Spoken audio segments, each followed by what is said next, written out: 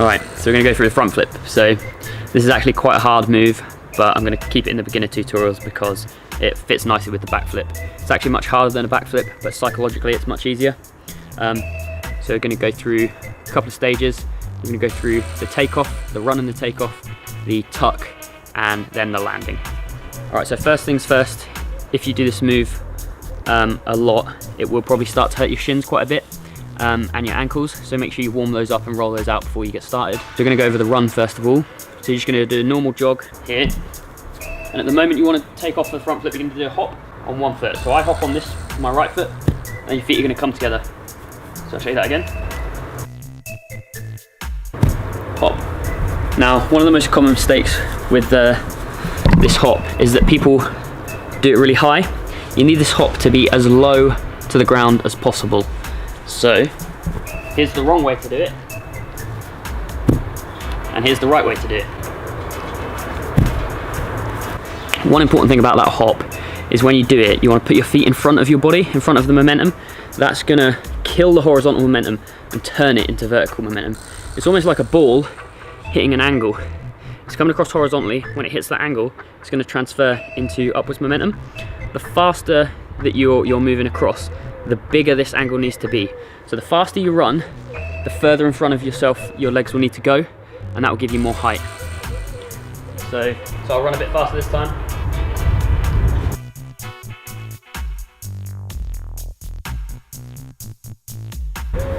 So you see how stamping at that angle starts to throw me up and into the flip a little bit. This is the most important thing in the front flip.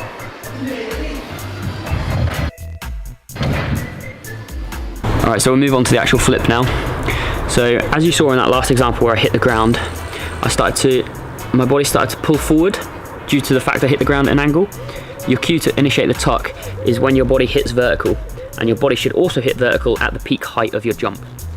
Now, the most important thing about the arms is to have them up on takeoff, and then as you come up into the air, you're going to pull your arms down and tuck. When you tuck, you want to be pulling your legs over your head rather than your head under your body. A good tip someone gave me when I was first learning was, imagine that you're trying to do like a slam dunk with a basketball, and at the point that you dunk with your arms, you wrap the tuck and you go as high as possible, and that will stop you tucking too early, which is another common problem. Another point to make about the tuck is a common mistake is that when people take off in the jump, they swing the arms up. Now if you swing your arms up to then try and do a front flip, you're going to have a lot of momentum going backwards, and when you flip, it's almost like the flip's not going to happen. A lot of people do this, they try to flip and it looks like their body just can't get round. So that's normally to do the arms. So like I said, take off with the arms, and arms come down here. You can either take off like this, or if you take off like this, your arms need to come back, and that's called a Russian front. So I'll show you one of those quickly. Yeah, there you go. Steezy? It's still shit landing though, it's not like, yeah. I much prefer a conventional tuck than the Russian tuck, as you can probably tell. Some people do it like that. Free runners, yeah, fucking free runners. Why do they do it like that? They just think it's easier. Like they think it's because they normally do Webster's, I think. Yeah, it's because and then they get used to doing it. Who was it? I think it was Daniel Little-Backer who started it.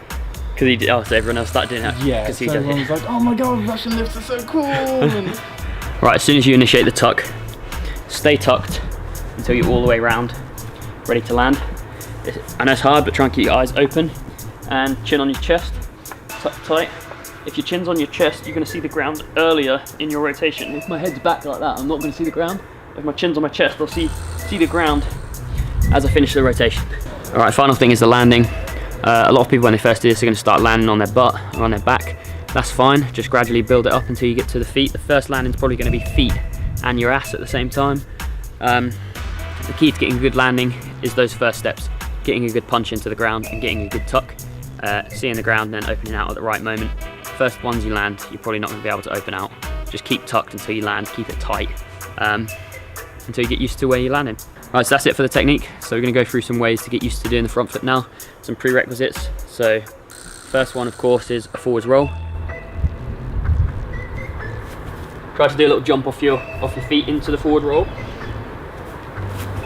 And just like in the front flip, try to be pulling your lower body over the top of yourself rather than your upper body under. So you get to here, and then I'm going to pull my butt over my body. Try and also get tight into a tuck. So into a tight tuck, it's going to help when you actually go for the front flip. If you have a gymnastics center and some mats, you can do like a little jump into this roll and land on your back, and go a little bit more each time till you start landing more on your butt with your feet, and then you can start doing it from the full jump, and that should help a lot. Now, don't do this on grass because it'll probably hurt, but I'm going to do it on grass anyway, and just show you jumping over on that front roll onto your back a little bit. So you'll come up, you're going to go for the roll, and I'm going to pull my lower body over and just land like on my butt or on my back. That's all that's going to happen if you bail. It's not going to be too bad, but it's just going to teach you to get round. So as you saw, that was pretty much on my butt. As you start pulling a harder tuck, you can get round probably to like your feet and butt. And as you can see, that's from no run at all. You then add a good run onto that, a good angle, and stamp up, arms coming down, and you should make it no problem. So I hope that's helpful, and see you next time.